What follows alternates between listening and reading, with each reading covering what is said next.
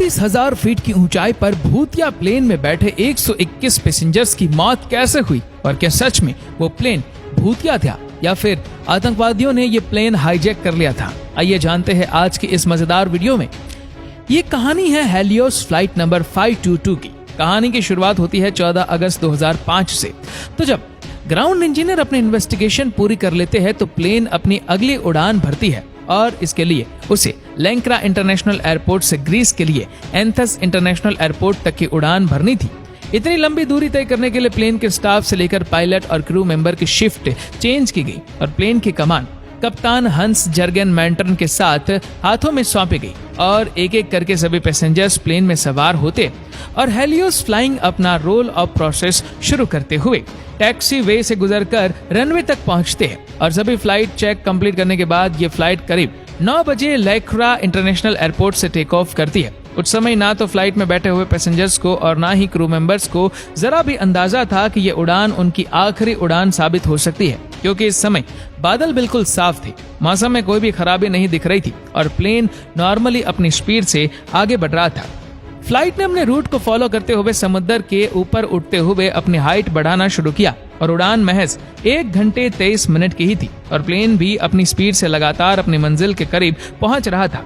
Take off के लगभग 10 minute बाद प्लेन 12,000 फीट की ऊंचाई पर पहुंच गया, लेकिन तभी अचानक से कुछ ऐसा होता है कि जो सभी के रोंगटे खड़े कर देता है। अचानक से फ्लाइट के कॉकपिट में केबिन प्रेशर वार्निंग अलार्म बजने लगता है और इस बात का ये इंडिकेशन था कि प्लेन के प्रेशर सिस्टम में कुछ खराबी है और पायलट प्लेन की हाइट को और ना बढ़ाए। लेकिन इस समय पायलट ने इस वार्निंग अलार्म को नजरअंदाज कर दिया, जिसके बाद इन्होंने हेलियोस मेंटेनेंस की टीम को मदद के लिए कॉल किया।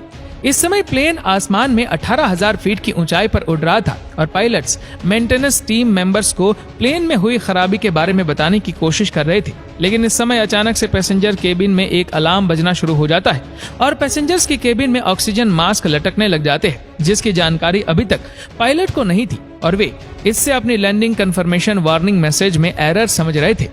कंटिन्यू हेलियोस मेंटेनेंस टीम की रिक्वेस्ट के बाद प्लेन के ग्राउंड इंजीनियर से उन्हें कनेक्ट किया गया और ग्राउंड इंजीनियर ने प्लेन में चल रही खराबी की सारी जानकारियां मांगी। तब पायलट ने उन्हें बताया कि प्लेन का वेंटिलेशन कॉलिंग सिस्टम बेकार हो गया है। इसके बाद ग्राउंड इंजीनियर उन्हें प्लेन का प्रेशर बटन चेक करने के लिए कहते और पूछते हैं कि क्या प्रेशर बटन ऑटो मोड पर सेट है। लेकिन इस समय कॉकपिट में लगातार अलार्म वार्निंग मैसेज सुनाई दे रहे होते, जिसकी वजह से पायलट परेशान हो जाते हैं और इंजीनियर के इस सवाल को अनसुना कर देते और उनसे वेंटिलेशन कॉलिंग सिस्टम को ठीक करने की डिमांड करते हैं। लेकिन इसी बीच अचानक से पायलट्स और सर्विस इंजीनियर का कनेक्शन टूट जाता है। हालांकि हेलियोस एयर बेस पर मौजूद ग्राउंड सर्विस टीम और एटीसी बार बार फ्लाइट में मौजूद पायलट को कनेक्ट करने की कोशिश करते हैं, लेकिन सारी कोशिशें नाकामयाब रहती है।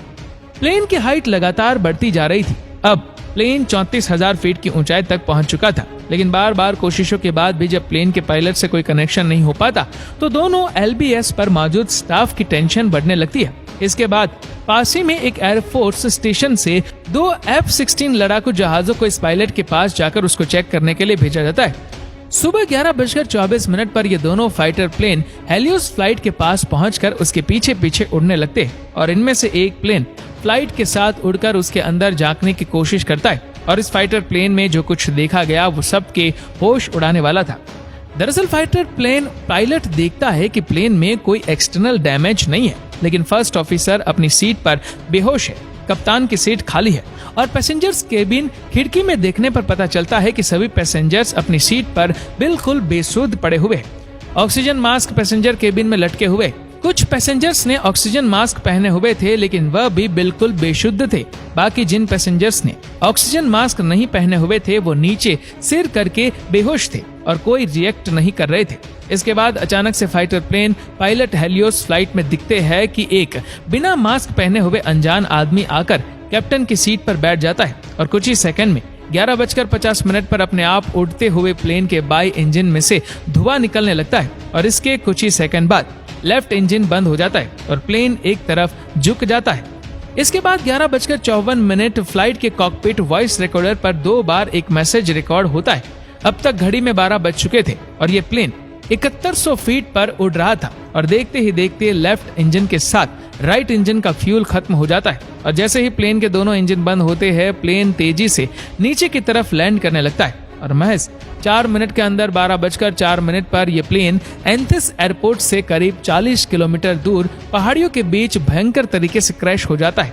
इस प्लेन में करीबन 115 पैसेंजर्स के साथ 6 क्रू मेंबर्स मौजूद थे, जिनमें से कोई भी नहीं बचता और सभी 121 लोगों की मौत हो जाती है। लेकिन ये फ्लाइट क्रैश होने के बाद अपने पीछे सवालों का एक ऐसा पिटारा छोड़ गई जो इनका जवाब मिलना मुश्किल था।